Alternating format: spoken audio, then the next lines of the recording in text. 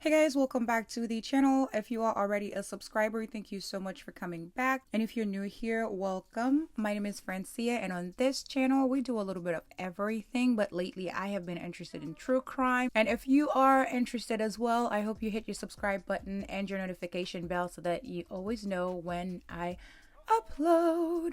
I know I already put a disclaimer at the beginning of my videos, but I have to give another disclaimer for today's video because it's very graphic and gruesome, and it also involves children, so please guard your loins. Yeah, it's heartbreaking and gut-wrenching, so if you cannot stomach the details, I suggest that you scroll past this video because it's not a pretty one. Like I said, it's gonna be a little difficult to go through it, so please bear with me. And today's case, I have to say I blame the mom. I blame his parents. Not too sure about the medical people, but I definitely blame the parents. I feel like they were as much responsible, especially the mom, for the lives of these people as this guy was. And once I go through the case, I hope that you can agree with me. Okay, let's get started. Today we are going to delve into the life and crimes of this monster. He was an American serial killer known for committing a number of gruesome murders in California, primarily in Sacramento, between 1977 and 1978. His crimes were marked by extreme violence and disturbing behaviors such as necrophilia and cannibalism, which contributed to his infamy. He believed he needed to drink blood to survive, which led him to target individuals in their homes. His MO often involved breaking into houses and violently attacking the residents. Who exactly are we talking about? Okay, let's get into it. Richard Trenton Chase was born on May 23rd, 1950 in Sacramento, California, and was the oldest of two children. He grew up in a pretty strict and dysfunctional household, and it was said that his parents would argue a lot and that his dad would beat him very often. Not a good sign. Not a great sign. But like the 1950s, I don't know, beating versus disciplining or whooping is different. But whenever they say beating, I'm always thinking of like punching and kicking and things of that nature. I don't know. That's just how I process it in my brain. By the time Chase was 5 years old, he was showing signs of what you call the McDonald triad, which is basically when children start to show signs that are consistent with psychopathy and like them being a little psychos.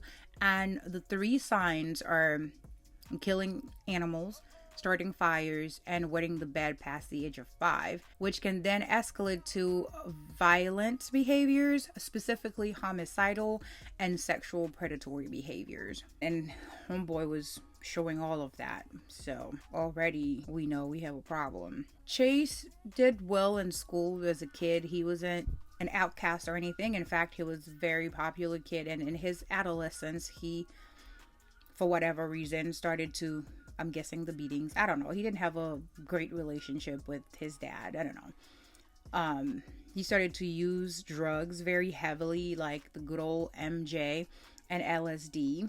Nothing good can come from that. As a teenager, he also discovered that he was impotent. Oh no. Like he couldn't get it up, or he couldn't achieve a climax. Because, I mean, if you can't get it up, you can't, unless it was like under extreme circumstances. Of course, as you can imagine, that would be a major issue with the ladies, which would not be a good thing for Chase.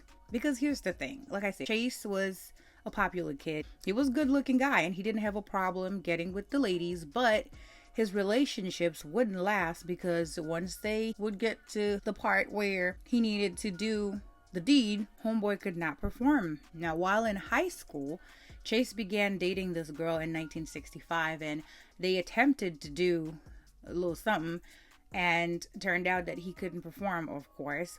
Now, they continued to date, but the relationship fizzled out over time because he couldn't get it up. And I guess homegirl needed to do stuff and homeboy couldn't. So there's that. Now, although Chase was a very popular good looking, fresh and clean and all that good stuff in his school years. As he got older, he started to become more withdrawn and he was looking mad busted. Like he did not take care of himself anymore, and he was looking like who did it and why, and just never do it again. He graduated high school and went to American River College between 1968 and 1971. He would have different roommates while in college, and they would all always end up moving out because he had really weird behaviors. And then his grade just progressively just kept getting worse, so he eventually dropped out of college in 1971. He moved back in with his parents after he dropped out, and shortly thereafter his parents got a divorce in June of 1972. And it was said that Chase fought a lot with his mom, partly because he swore that his mom was trying to kill him, like she was poisoning him. It was just bad. In his early adulthood, Chase developed what you call hypochondria, which is when you keep telling yourself that you have all these diseases that you technically don't have, so it's all in your head. Like you basically are making yourself sick by diagnosing yourself with everything under the sun. Yeah, that's what Chase was going through. He would complain that his heart would stop beating, or that someone literally, that is crazy, someone literally stole his pulmonary artery. What? Yeah, that's beyond. That's beyond. He would put oranges on his head, believing that his brain would absorb the vitamin C, huh? Okay. Well, at least he knows that there is vitamin C in oranges. What? That's not it. He thought the bones on his head would just separate and that they were just moving around. So one time, homeboy shaved all of his head so that he could watch his bones in action.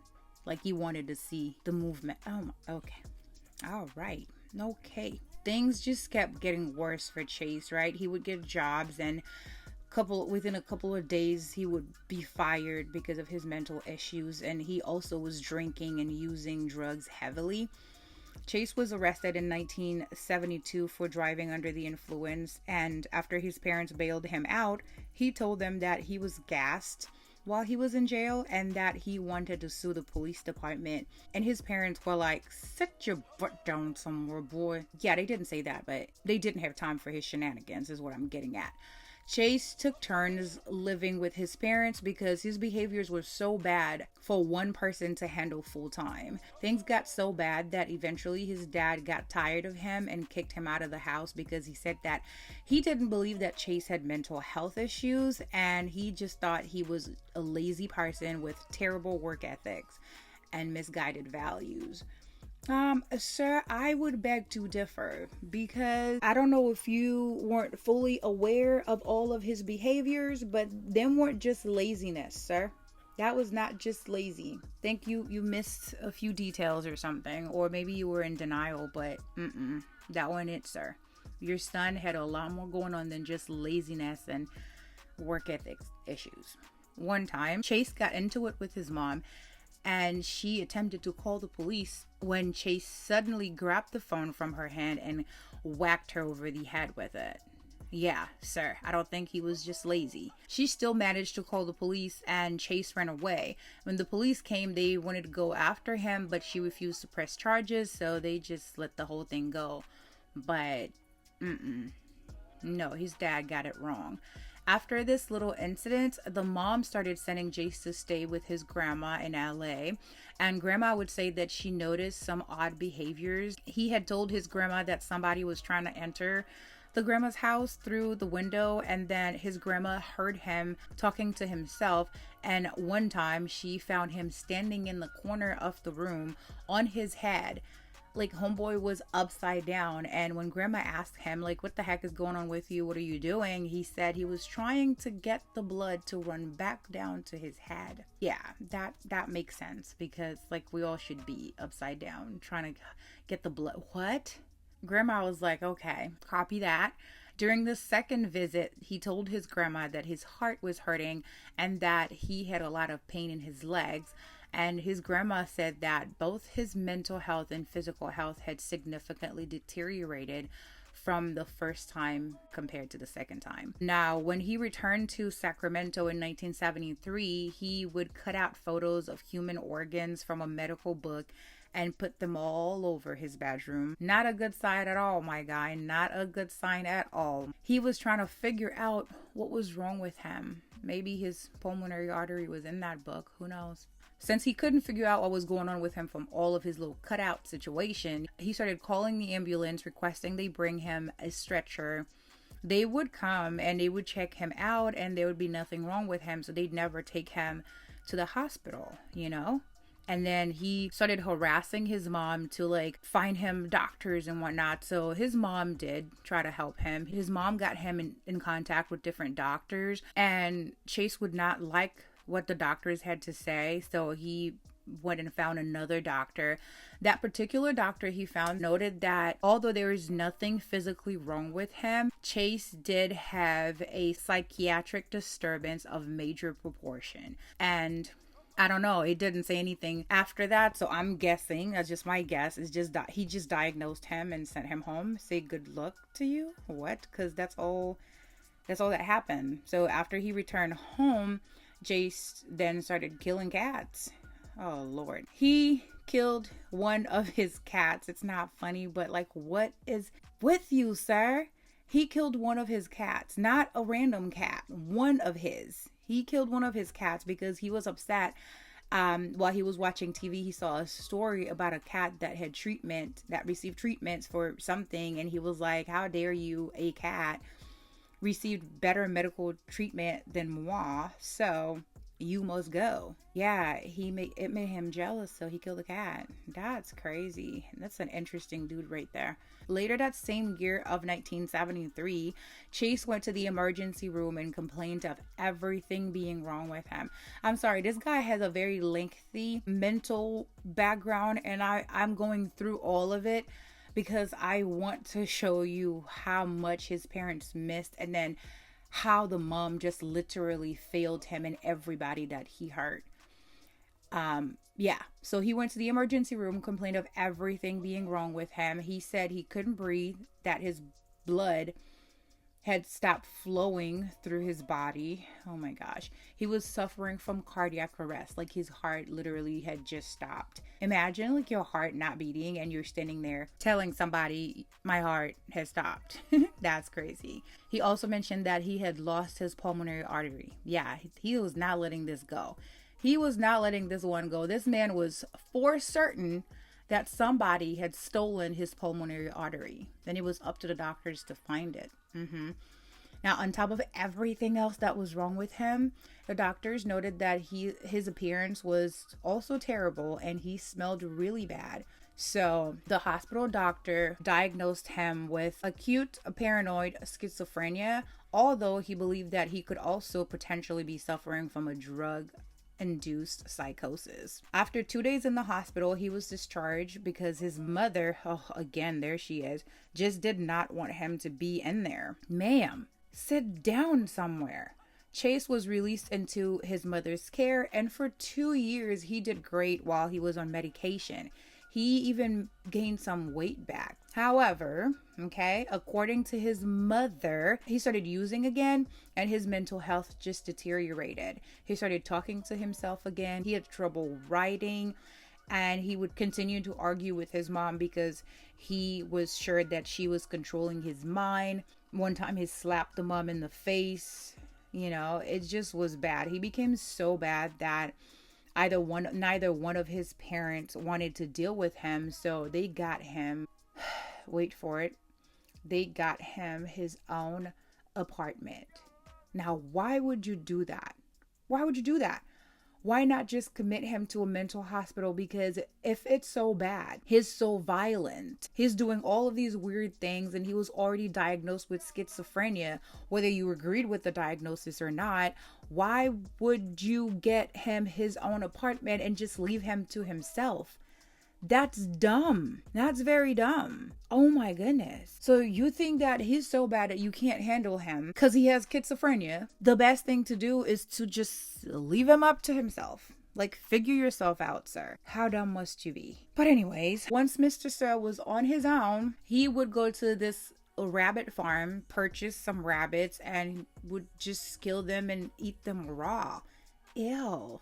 Ugh. One day his dad came over to his apartment and saw the rabbits. He questioned Chase about the rabbits, and Chase just told him that he was eating them. And his dad was just like, okay, great. And his dad just let it go. He was like, oh, you eating rabbits? That's great, honey. Have fun.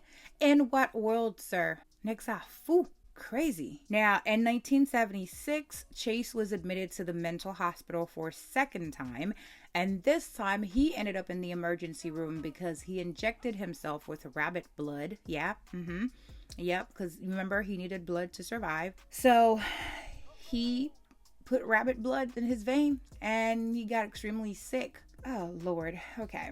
This guy was just something else. Then when he got to the hospital, he lied to the staff and told them that he ate a rabbit that had battery acid in its stomach. And that's why he got sick. What? So the nurses were like, yeah, okay. Yeah, he's not all the way in there. And they ended up sending him over to the psych ward part of the hospital. But he didn't stop. When he got there, he said that his heart was weak and that his body was just falling apart. I cannot. He refused to participate in any group therapy activities, and eventually he got transferred to a different psychiatric hospital. When he got to that place, he broke the necks of 2 birds. Like, he was just breaking birds' necks that he would catch through the window, and he would drink their blood. Now, at that hospital, they had like therapy dogs. It was said that Chase would steal syringes and he would use them to get blood from the dogs and drink the blood. Yeah. He earned the nickname Dracula over there because, yeah, homeboy just liked to drink blood of any species. It didn't make a difference. So after a long period of treatment with psych drugs, they determined that Chase was no longer a danger to society. Nope. Oh man, and they released him into his mother's custody again. No. It was said that the staff did not agree with the decision to release him, but you know, doctors do what doctors do. The staff had said that he was sick and dangerous, and as we'll find out later on in the story, that will be proven to be so true. Now, here's the kicker, okay? Just when you think it couldn't get worse. Once he went to live with his mother, okay, homegirl decided that she was going to take him off of his medication because she didn't like how they made him look like a zombie. I mean, I'm not negating the fact that as a parent, there is a certain way, you know, you don't want to see your kid. But if that same kid is out here killing animals, drinking their blood, I'd rather see you sit in the corner looking lifeless, knowing that you're alive and those animals are alive. And who knows what this little behavior would turn into, you know? But I blame her. I blame her so much because had she not done what she did, these people wouldn't have suffered what they suffered at all. So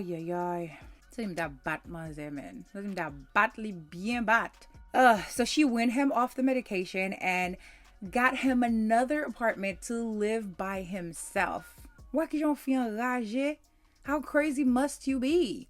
Once again, Chase is on his own and started doing some weird shit, okay? So instead of eating birds and rabbits, he progressed to eating dogs. Yeah, he would purchase little puppies, aw, poor little dogs, and hang them in his apartment. He'd collect the blood and drink it. And then he would cut their stomach open and eat their guts raw. Yeah, that was a delicacy for Chase. It was said that some of the dogs that he would buy would have a bad feeling about him and they would not want to go with him. Oh man. His behaviors just kept getting worse and worse. At first, he would let his mom come to his apartment and check on him and whatnot. But then as time went on, that would change. He would not let her in. He would only talk to her through a crack in the door. One time he went to his mom's house, and when she opened the door, he literally just shoved a dead cat in her face. He then put the cat on the ground, ripped his stomach with his bare hands, and shoved his hands inside of the cat and smeared the blood all over his face, all the while screaming. And you know what the mom did? Do you know what the mom did? Nothing. She did nothing. She just closed her door back up. She closed her door and just left him there. Went back to her business. Yeah. And she never reported the incident. She never called it in. She just... Did that look like a normal behavior to you, ma'am? I blame her. Now, that's the one part where I'm like, okay, maybe police might have a little bit of a responsibility, because on August 3rd of 1977, Nevada State Police found Chase's car near Pyramid Lake, Nevada. I don't know. I know he lived in California, so I would assume Nevada would be a little ways from Sacramento. Am I wrong? I'm not strong on geography, but I would think, that's a few hours away from California. But anyways, they found his car there, and inside were 2 rifles, a pile of clothes, a bucket full of blood, and a cow's liver. That is not your typical, I got some stuff in my car. Yeah, weird. They then searched for Chase and found him naked and screaming. He was standing in the sand, soaked from head to toe in blood. When they questioned him, he said the blood was his own blood and that it was seeping out from his skin or something. Of course, later on, I don't know, I guess after they cleaned them up, it was determined that it was cow's blood, and no charges were filed. Whose cow, though? Where did he get the cow? Because homeboy didn't have a farm. Why would you not call it in? Why would you not find this cause for you to call somebody mental health person and come take care of this? Because he did not have a cow. Where did he find the cow? No one cared to ask, or was it not relevant? I don't know. So this is where I'm like, okay, they're a little at fault, because that should have been a red flag for him to be taking in and do a little deep dive on his mental or medical history or something like that, to find out exactly what they were dealing with and potentially send him back. But no, who wants to do all that paperwork, I guess? I just wish that they would have taken him in, because what he did next would just sent this whole thing spiraling. In late 1977, Chase lied about his mental health to purchase a gun. Oh my gosh, a .22 caliber pistol to be exact. Immediately I thought, do you just take... I'm not too familiar about weapons and the buying process or how it was back then, but I'm like, do you just take someone's word? Do you not do your own background check? Is it like, are you mentally stable? Yes. You don't do any, because if you did, you would have found out that he was in fact in a mental institution and he had psych drugs prescribed to him. Why would you just ask him? Like, if they decide that they're gonna lie, then they can basically just lie. You're just not gonna do your due diligence and fact check them. Anyways, that's how it went down. They asked, he lied, they didn't do any background check, and he was able to purchase his gun. Now, with a gun in his possession, Chase continued to kill and eat dogs, but he would shoot them in the head instead, because he claimed that it made it easier for him to collect the blood, since he could just put a cup next to the bullet wound. And the blood would just spill right into the cup. What a crazy person. On December 27, 1977, Chase fired his .22 caliber handgun into the home of a random lady, but thankfully no one was hurt, at least this time, because just 2 days later, Chase claimed his first victim. On December 29, 1977, Chase unalived 51-year-old Ambrose Griffin in a drive-by shooting. He was an engineer and father of 2, and he was just literally in his driveway helping his wife bring in groceries. And just like that, Chase fired his gun in his direction and took his life. All because Chase's mom was a dum-dum. 2 weeks later, after he killed his first victim, he tried to enter the house of a woman, but the door was locked, so he just walked away. He would later tell detective that if he went to the house and the door was locked, he would walk away, because a locked door meant that you're not welcome. But if the door was unlocked or open, it meant that you were welcome, so you could just go in. Sir, Who told you that? They lied to you. I'm Haitian, so my door is always locked. I don't play that, but sir, an unlocked door does not mean that you just okay. So he just kept going from house to house in the neighborhood to see which one would be unlocked. One time, Chase broke into a family home, but he was chased off because they came home and found him. But before he ran off, or before they came home, I guess, he left him a little present. He peed in a drawer that had the child's clothes in it. And then he took a shirt in the kid's bed. Yeah, he pooped in the kid's bed. And then he said he did all that because they were spying on him and he wanted to scare them into leaving the neighborhood. And that's why, Mom, he needed those meds, because these were not behaviors of a normal person. He needed those meds, and you took him off of them without doctor's approval, consent, or opinion, or none of that. Why would you do that? Now look what he's out there doing. And, I wish that was it. I wish he would just poop on some beds and call it a day. But sadly, no. On June 23rd, 1978, Chase broke into the home of a couple. The husband was at work, but the wife was home alone, and he unalived Teresa, who was 3 months pregnant. That's so sad. She left her front door unlocked because she was taking out her trash, and as soon as she opened the door, there was Chase with a gun in his hand, and he proceeded to shoot her. She put up her hand in like a defense move or something. The first shot went through her hand, and then he shot her again in the head, and then shot her one more time in the temple to make sure that she was in fact unalive. It gets a lot more gruesome from here, so I gotta give another disclaimer because it just is just terrible what he did next. Just inhumane.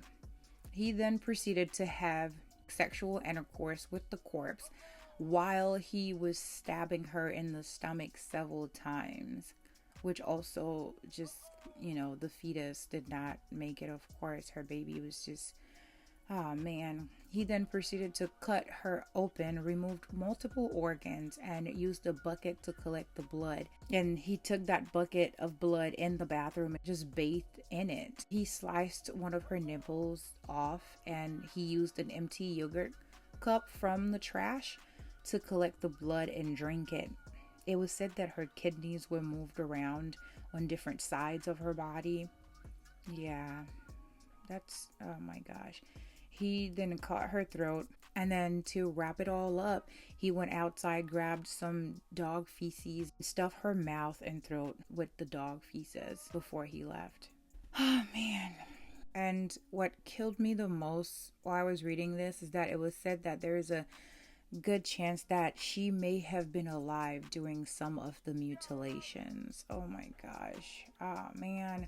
Another sad thing is that her husband was the one that found her. Imagine coming home from work to find your pregnant wife in this condition. Oh my gosh, just makes me sick to my stomach. And once again, I wish that was it, but no, he did worse. On January 27, 1978, Chase would kill for the last time, but it was a mass murder situation. He went to the home of 38-year-old Evelyn, whose last name I cannot pronounce. Who was babysitting her 22-month-old nephew, David, along with her 6-year-old son, Jason, and her friend, Dan Meredith. Evelyn went to take a shower and asked Dan to watch the kids for her, and that's when Chase came in the house, found Dan, and shot him in the head, killing him. He then turned him over and took his wallet and car keys. Jason, the 6-year-old little boy, he ran to his mother's bedroom, and Chase went after him, but on the way to Jason, he found the little 22-month-old toddler, David, in his crib. Oh my gosh. He shot him in the head. Oh my gosh. Then he continued his search for Jason, found him, and he shot him in the head twice. After that, he went to the bathroom where Evelyn was taking a shower, and shot her in the head. He then dragged her body, oh my gosh, onto the bed and proceeded to simultaneously sodomize her and drink her blood from a number of cuts that he made on the back of her neck. Oh my gosh, what a sick. Oh Lord. After he was done, he stabbed her at least 6 times in her, rear end. So bad, went through her uterus. He also stabbed her in a number of vital points of the body, which made the blood pool in her abdomen.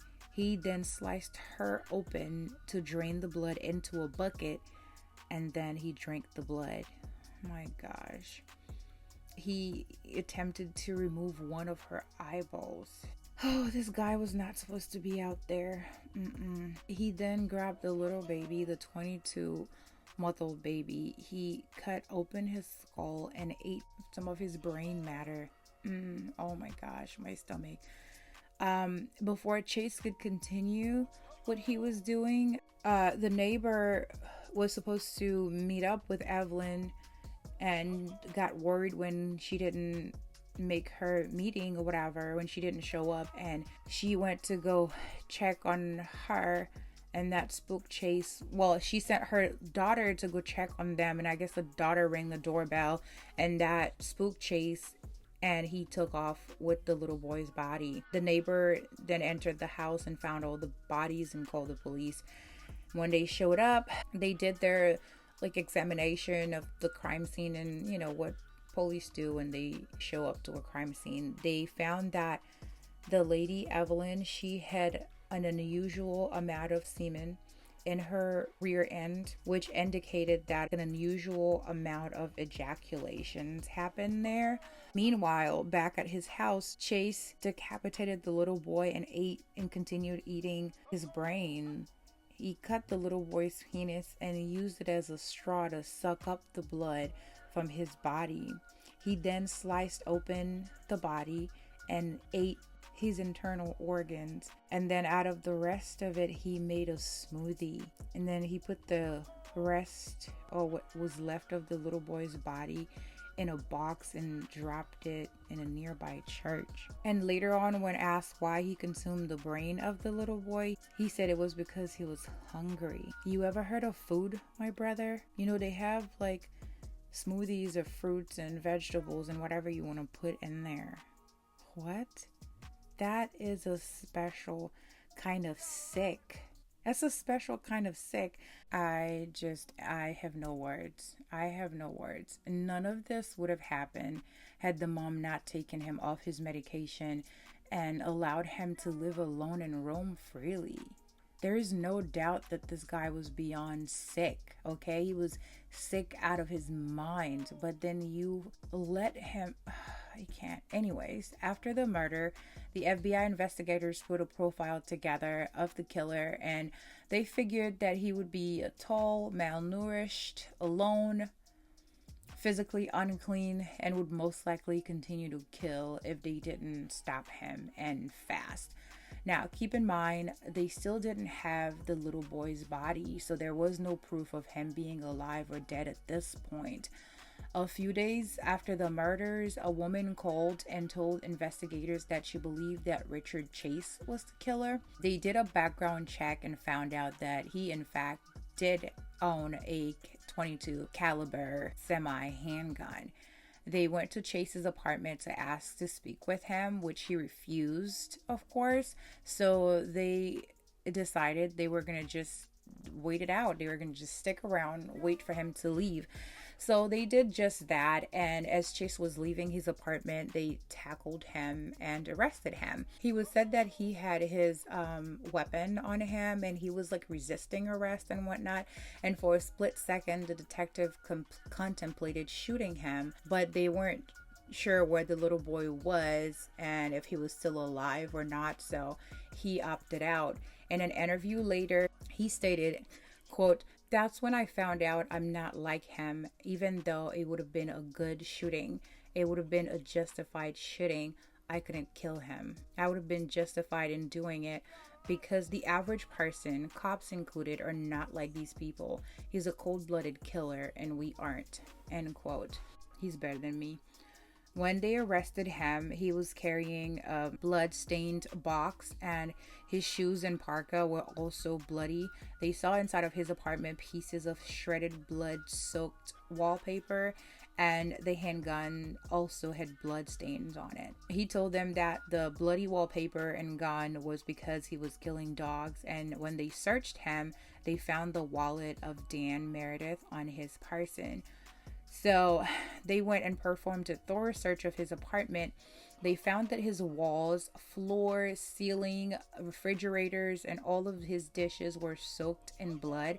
There was a blender on the counter that he used to make his smoothies. It was coated with coagulated blood and rotten parts of internal organs. Police found several animal body parts wrapped in aluminum foil in his refrigerator. The little boy, like David, they found his brains in Tupperware containers and pieces of his body wrapped in saran wrap. Whew, lordy. They also found several internal organs that belonged to Evelyn and Teresa. They found a whole bunch of pet collars, but no pets around. Despite all they found in his apartment, though, Chase was not trying to cooperate with the police at all, especially in locating the little boy's body. He told them that he only killed some dogs and that he was being framed by the Italians. He also claimed that someone with blonde hair wearing an orange parka was in and out of his apartment, and that's who committed the murders. It would take a few months, but they would eventually find the little boy David's remains in a box inside a garbage bin.